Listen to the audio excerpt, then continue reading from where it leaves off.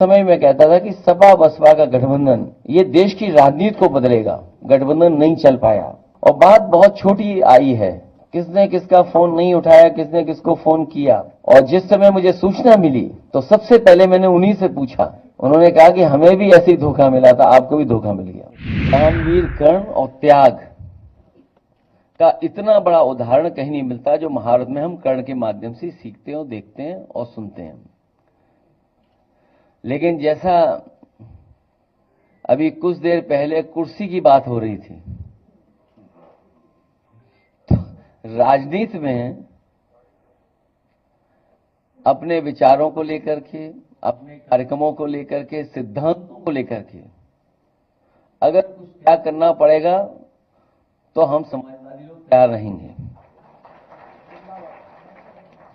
देखिए, कर्ण पे जब हम लोग पढ़ते हैं, मुझे याद है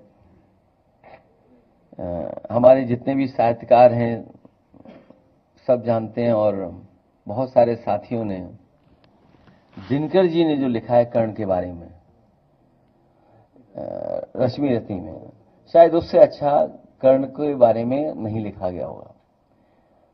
और वो पक्ष जब वो शूद्र वाली बातें शुरू हुई, वो शायद इतना स्पष्ट तरीके से और जिस भाव के साथ लिखा गया, शायद कोई बड़ा उसके अलावा लेख नहीं आया। जो गठबंधन था वो ऐसा गठबंधन था जो बाबा साहब भीमराव अम्बेडकर जी, डॉक्टर राम मनोहर लोहिया जी करना चाहते थे अपने जीवन काल में, वो नहीं कर पाए। इसीलिए आपको याद होगा उस समय मैं कहता था कि सपा बसपा का गठबंधन ये देश की राजनीति को बदलेगा।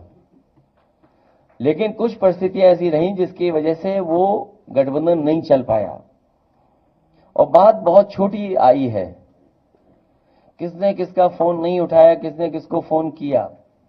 आप सोचिए, और उस समय का आपके पास रिकॉर्ड भी होगा।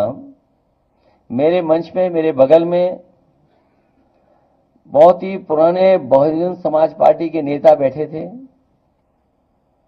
और जिस समय मुझे सूचना मिली कि सपा बसपा का गठबंधन तोड़ दिया गया है या सपा बसपा का गठबंधन आगे नहीं रहेगा, तो सबसे पहले मैंने उन्हीं से पूछा।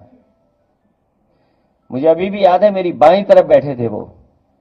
मैंने कहा अब क्या करें और क्या करना चाहिए हम लोग को। उन्होंने कहा कि हमें भी ऐसे ही धोखा मिला था, आपको भी धोखा मिल गया।